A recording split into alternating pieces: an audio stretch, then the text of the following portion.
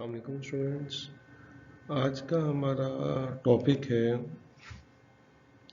Numericals on area calculations. Aldous आपको मैंने example 1 and example 2 assignment के तौर पे दी थी, but they are very simple. आपने जस्ट उन 4 मेथड्स को कंपेयर करना था। आज हम उससे थोड़े से अगले न्यूमेरिकल्स हैं, वो भी बहुत आसान हैं, उनको डिस्कस करेंगे और उसके बाद नेक्स्ट लेक्चर में हम इंस्ट्रूमेंटल मेथड को डिस्कस करेंगे, जिसमें प्लेनिमीटर मेथड हमारे पास है। ये एग्जांपल 3 है हमारे पास, जिसमें उन्होंने ऑफसेट्स बताए हैं कि हर ऑफसेट 10 मीटर के डिस्टेंस के बाद it means the common distance और difference d is equal to 10 metre. अब यहाँ पे पहला ऑफसेट है 0 और आखिरी ऑफसेट भी है 0। Most of the times students ये गलती कर देते हैं कि चूंकि 0 है तो उसको इग्नोर कर दें, लेकिन लास्ट लेक्चर में मैंने आपको ब्रीफ किया था कि व्हाट्सोएवर 0 आपने उसको एज पर फार्मूला यूज़ करना है। ज़ीरो को हम इग्नोर नहीं कर सकते। बट इस ज़ीरो का मतलब क्या है कि जो हमारी बेस लाइन है इस एरिया की, वहाँ से आपका एक ये एरिया स्टार्ट हो रहा है और वहीं पे बेस लाइन पे जाके ये आपका एरिया एंड हो रहा है। ये हमारे पास फार्मूला था ट्रापेजॉइडल रूल का। तो आप उसमें देख लें कि पहले और आखिरी को आपने जमा करके 2 पे डिवाइड करना है। फर्स्ट भी 0 है, लास्ट भी 0 है आपके पास, और ये 0 लाजमी नहीं है, इन बिटवीन भी कहीं पे भी आ सकता है। बाकियों को आप जमा कर दें और उसे हमने 10 से मल्टीप्लाई कर दिया, तो हमारे पास जो डिस्टेंस आ गया वो आ गया, सॉरी एरिया आ गया 359.60 स्क्वायर मीटर। और जैसा कि हम जानते हैं कि ये जो कैलकुलेशंस हैं ये एग्जैक्ट नहीं होती, ये एक एस्टिमेशन है, क्योंकि इरेगुलर शेप एरियाज हमारे पास हैं, कोई फिक्स ज्योमेट्रिक शेप नहीं है। तो हम कंपेयर करते हैं दूसरे मेथड के साथ, जो सिम्पसन मेथड है। नेक्स्ट स्लाइड में हम उसको डिस्कस करेंगे। अब देखते हैं कि जो सिम्पसन मेथड है, क्या वो इस पर एज इट इज़ एप्लीकेबल है या नहीं। हमारे पास नंबर ऑफ ऑफसेट्स हैं 8, जबकि सिम्पसन मेथड के लिए हमारे पास ऑफसेट ऑड होने चाहिए।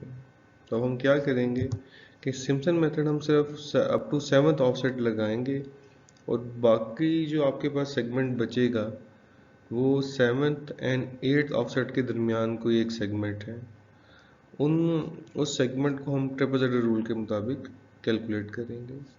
लाइक यहाँ पे आप देखें कि आपने सिम्पसन रूल लगा दिया। फर्स्ट ऑफसेट आपका 0 था, लास्ट ऑफसेट आपका 0 था, लेकिन चूंकि यहाँ पे हम अप टू 7 चले गए हैं तो आपका last offset as per formula 5.25 बन गया।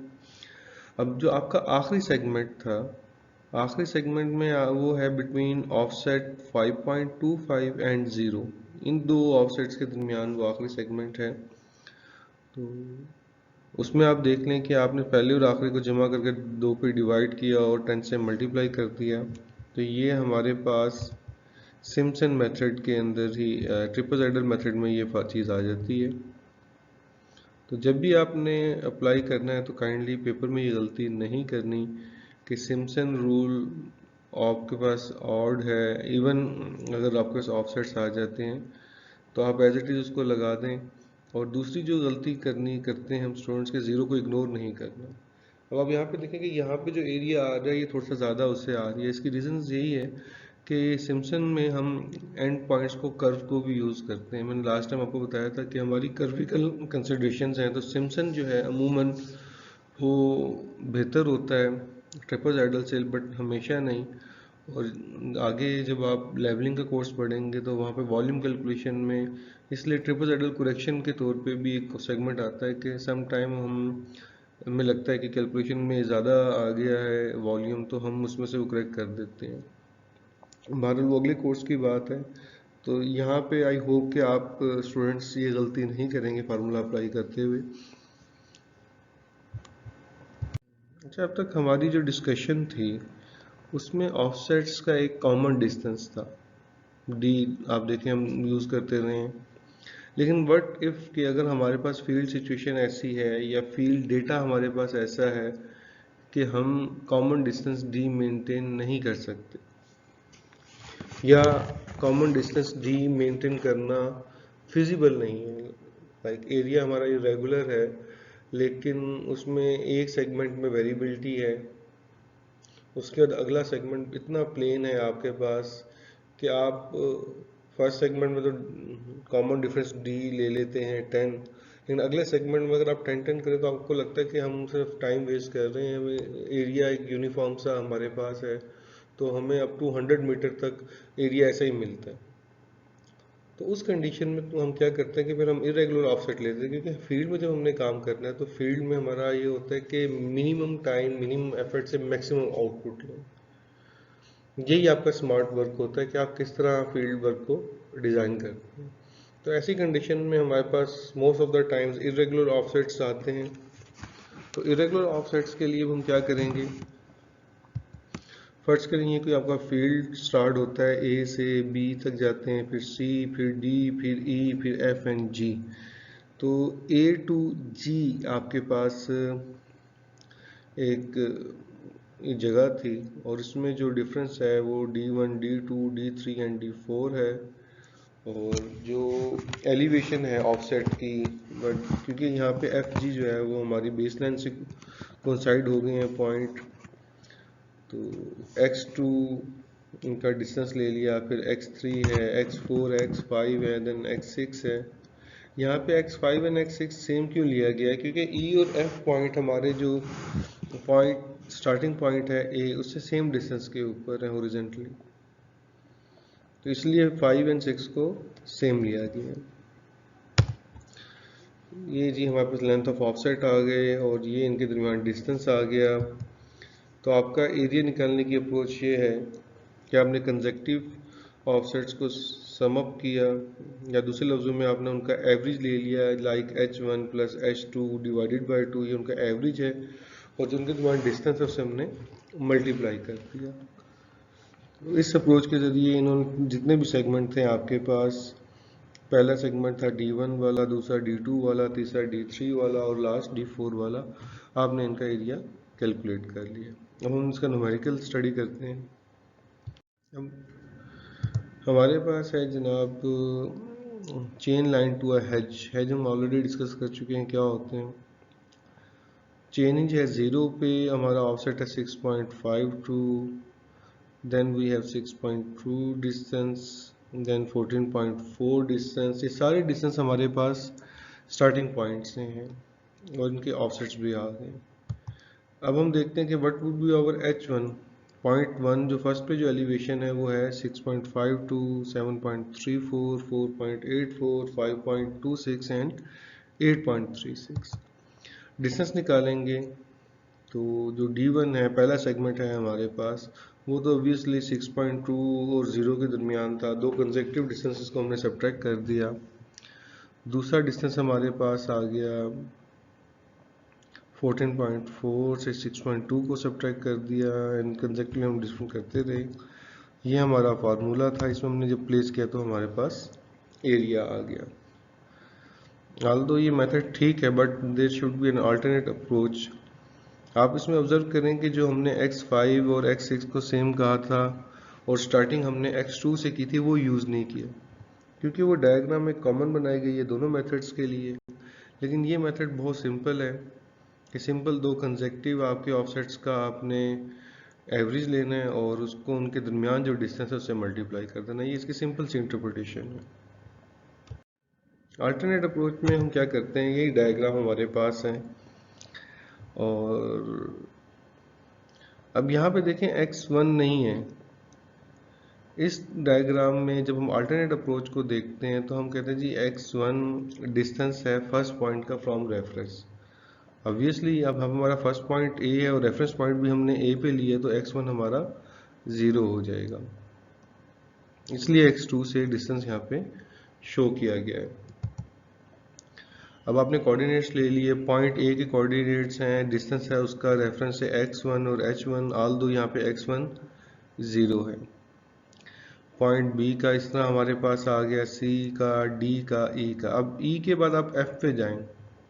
अब देखें E और F हमारा जो स्टार्टिंग पॉइंट हमने A लिया है उससे सेम डिस्टेंस पे है, तो इसी वजह से यहाँ पे x5 और 6 नेमिक्लेचर वाइज तो हमने अलग अलग लिख दिया, लेकिन डायग्राम में आप देखें x5 और x6 का डिस्टेंस सेम है। अच्छा, डायग्राम में ना आपको x7 नज़र नहीं आ रहा। x7 क्या है? हमारा पॉइंट देखें ना, a पहला पॉइंट था, b दूसरा, c तीसरा, d चौथा, e पांचवा, f छठा और g हमारा सातवां पॉइंट था।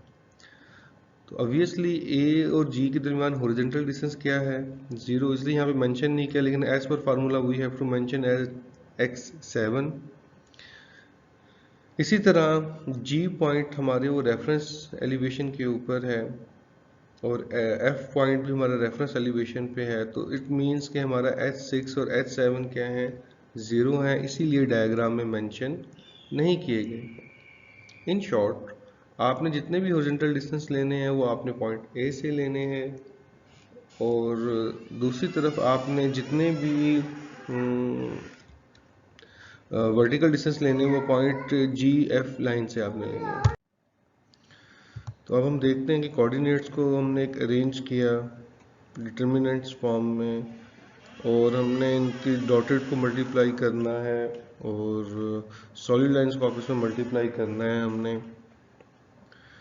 तो इनको मल्टीप्लाई करने के बाद हमारे पास आप देखें कि डॉटेड का सम मल्टीप्लिकेशन को हमने सम अप कर लिया और सॉलिड के मल्टीप्लिकेशन को हमने सम अप करके इनको सब्ट्रैक्ट किया और आप इनका हाफ ले लिया।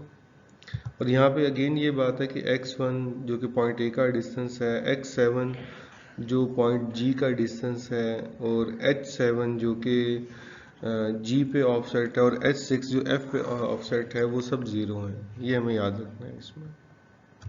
अगेन हम लास्ट एग्जांपल को देखते हैं, और इसके मुताबिक अब आप देखें जो स्टार्टिंग पॉइंट है A, वो उस पर हमारा x1 क्या था? 0 था, जैसे कि हमने लास्ट में डिस्कस किया। और इस तरह हमारा जो क्लोजिंग पॉइंट बनेगा G, उसका भी x1 0 है। बाकियों के डिस्टेंस हमारे सामने हैं। चलो, और अब यहाँ पे देख लें कि इनका आपस में डिफरेंस नहीं ले रहे, हम स्टार्टिंग पॉइंट से डिफरेंस ले रहे हैं। और A पे जो हमारा ऑफसेट था वो हमारे पास है, लेकिन जो हमारे आखिरी पॉइंट्स बनते हैं उसके ऊपर हमारा जो ऑफसेट है वो क्या है? 0 है। और उससे नेक्स्ट पे भी हमारा ऑफसेट क्या है? 0। ये F और G पॉइंट को हम ऑलरेडी एक्सप्लेन कर चुके थे कि जी यहाँ पे क्या सिचुएशन बनती है। हमें पता है कि फर्स्ट और लास्ट पॉइंट का डिस्टेंस x0 होता है, और आखिरी दो पॉइंट्स इस अप्रोच के अंदर उनका ऑफसेट 0 होता है। तो हमने उसको इस फार्मूले में प्लेस किया। अब यहाँ से आप देखें कि 0 कितना इंपॉर्टेंट है। अगर आप 0 को इग्नोर कर दें तो आपका सारी कैलकुलेशंस गलत हो जाएंगी। तो ये आपके पास आंसर आ गया। तो these are two methods. I hope कि आप क्लियर हो गए हैं। आप उसको खुद से प्रैक्टिस करें, क्योंकि पेपर में आपको पता है कि न्यूमेरिकल्स की वैल्यूज़ हम चेंज कर देते हैं, कुछ मज़ीद उसमें चीज़ें ले आते हैं। तो आपने इसको गौर से देखना है न्यूमेरिकल को। मैं क्या कर सकते हैं कि हम ये जो चेंज है हमारे पास, हम क्या करते हैं कि जो 14.4 पे भी ऑफसेट 0 कर देते हैं। पॉसिबल ऐसा ऑफसेट 0 हो सकता है। तो अब यहाँ पे ये क्वेश्चन आएगा कि वो जो पॉइंट हमारे पास है, लेट्स से ये पॉइंट हमारे पास है, C पॉइंट बनता है, तो क्या ये जो C पॉइंट है इसको हम दो पॉइंट कंसीडर करेंगे क्या एक करेंगे? लाइक A पे आप देखें ना, हमने A पे उसके साथ G पॉइंट भी लिया, इसी तरह E पे हमने साथ F पॉइंट भी लिया, क्योंकि हमारी बाउंड्रीज थी। तो अगर यहाँ पे हमारा ऑफसेट 0 होता है इन बिटवीन, तो क्या वो अलग पॉइंट होगा कि नहीं? इसका आपने मुझे आंसर देना है। Thank you very much.